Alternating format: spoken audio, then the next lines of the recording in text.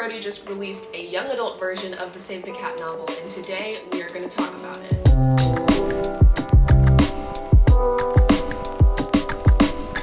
Hello, my name is Leah. Welcome back to my channel. And if you know anything about my writing and my writing process, you know that I love using the Save the Cat beats. And so whenever I heard there was going to be a Save the Cat Writes a young adult novel, I was simultaneously like, this is great, this is perfect, I love writing YA, I'm very excited for this, and also, and for why? Is it really necessary to have a whole young adult book for people who have already read Save the Cat Writes a novel? Which this is actually the first thing that the book addresses, is this question of why is this necessary? Especially when the original Writes a Novel book claims that this method can be used basically across genres, across age categories, no matter the story. And that's even evident in the fact that this book exists because Save the Cat originally was a writing method developed for screenplay writing. Jessica Brody just broke it down from the perspective of novel writing, and so it sort of begs the question that if this method is so universal, then why do we need a whole separate book for a different age category? I guess the same question could have been asked whenever the original Writes a Novel book was published. Why do we need a whole separate book about novels if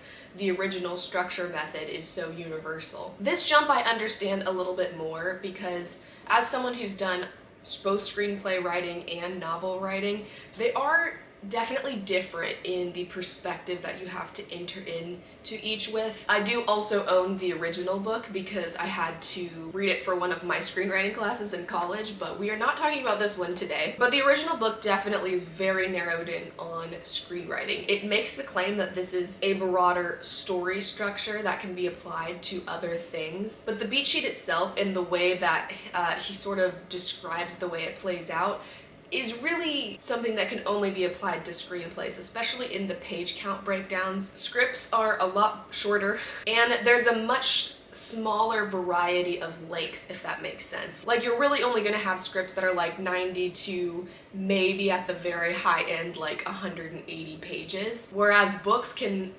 vary a ton. They cover a lot more space. There's a lot more that goes on in between the beats in a book than in a movie. And so this makes sense. This makes sense that this is a necessary exploration of the beat sheet. The answer that Writes a young adult novel gives is that because young adult novels are so tightly paced and very complex for the shorter packaging that it's in, that taking a look at the Save the Cat beats is really helpful for young adult novelists through a very specifically young adult lens. So it's not really claiming to be necessary, it's not claiming to fill in gaps that existed in the original Writes a Novel book, but it's claiming to be helpful for a very specific type of writer and a very specific type of book. The question that I have as a writer, though, is will reading this book help me get my young adult book on the shelves? Is this going to be something that improves my craft in a way that I couldn't get anywhere else and helps me actually reach that goal of getting published?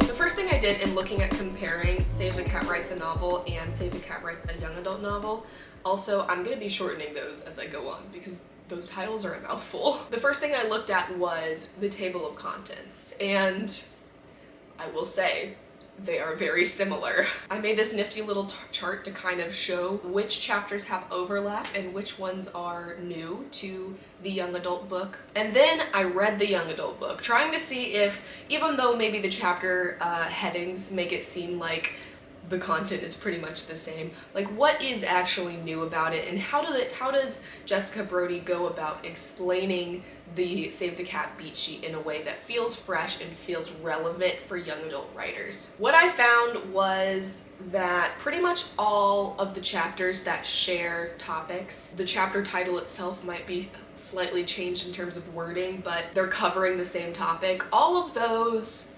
were pretty much the same. The main difference in those chapters specifically is that the Writes a young adult novel book, of course, uses young adult examples, and so you definitely get a lot more practical explanations and explorations of how the beat sheet sort of plays out in young adult across all of the young adult genres, because there is a good variety of like fantasy, romance, contemporary, etc. Whereas with the original Writes a Novel book, you have not only examples across genres, but also examples across age categories. You get a bit more of the younger children's lit side of things, and you get the adult side of things as well. The other main difference I noticed in terms of the chapters that are the same, the young adult novel book reorders the Save the Cat genres section.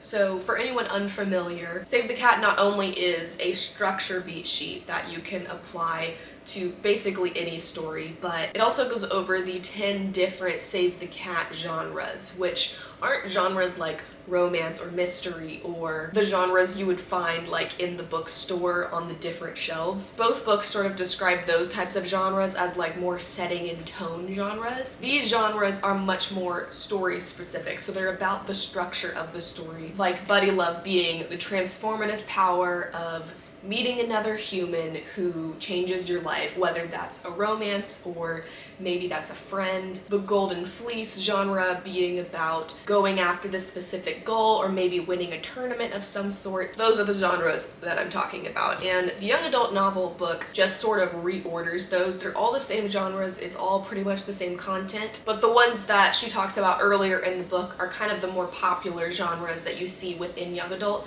and then it kind of tapers off into the specifically monster in the house genre, which ends up sort of being the horror genre, which is not very popular in young adult. The how to build your hero section is the same, the beat sheet is the same, the advice on pitching is the same, and even some of the unique chapters to the young adult book are topics that are broached in the Writes a Novel book, but just in a much like shorter, brief way. In the original book, in young adult, they just get a lot more detail to them, basically.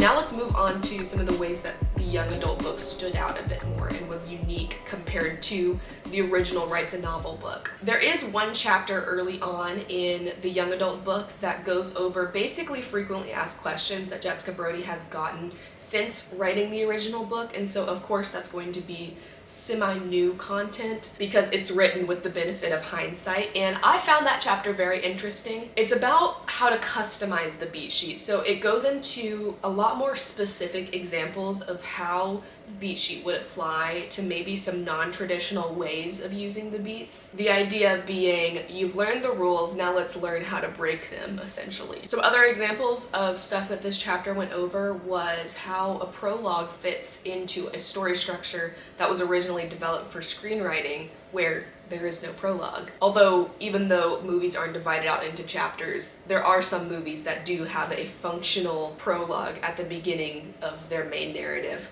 Anyways, and then it also went into how to weave in like backstory and flashbacks into your narrative. Most of this stuff were things that aren't necessarily going to come up for every single book or even every person. That's, you know, the nature of them being very specific, frequently asked questions, but I did find it very interesting to sort of see how the beat sheet could get broken down a little bit more and customized. This is something that, you know, I've been doing in my own writing, but it was cool to see the way that Jessica Brody sort of just took a deeper look at what the structure actually does, like what's the why behind some of these beats. The other new chapter in Writes a Young Adult Novel was the one on how to construct series. The original Writes a Novel has like 2.5 pages on this, so it does touch on the subject, but in just a very surface level, like quick flyover type of way. The young adult book went into way more detail about this topic, which I found super fascinating. It also gave like series breakdowns within the main Save the Cat beats for duologies all the way up to 4-book series, which was super cool to see the way that the Save the Cat arc sort of happened over a multi-book scenario, even though each book within that are going to have their own arcs. And then in addition to that, it offered some general breakdowns all the way up to a 7-book series. And basically after that was like you get the gist. If you're writing a 12-book series, you can figure this out on your own based off of the patterns that we've established here. This chapter also discussed how to build like a cohesive narrative across books and how to track the way that your world is changing, not just your characters throughout each book, but then in the series as a whole. Overall though, when I finished the young adult book, I felt like I had just read Writes a novel again, pretty much. That's the main takeaway that I got from it, was that a lot of the content was very similar. To me, the question of if you should read Save the Cat Writes a young adult novel comes down to two questions to ask yourself. One, do you write specifically young adult? Is that like the only genre that you write? You don't write any adult, you don't write any middle grade. And B, have you read the original Save the Cat Writes a novel? If you just write young adult and that's like the only thing you're interested in, and you know you're like, this is my thing, I do think that Save the Cat Writes a young adult novel had a lot of really good examples in it. I do write young adult, and so I did find it interesting and entertaining to look at the Save the Cat Beats through a specifically young adult lens. If you want to write across a variety of categories that maybe includes young adult, then I would probably recommend just going with the original book. All that being said, even if you write exclusively YA and you have already read this book, maybe you own it, whatever, I don't think that the young adult book is going to add too much new content to necessarily be worth buying. Like we've sort of discussed, part of the point of the beat sheet is that it can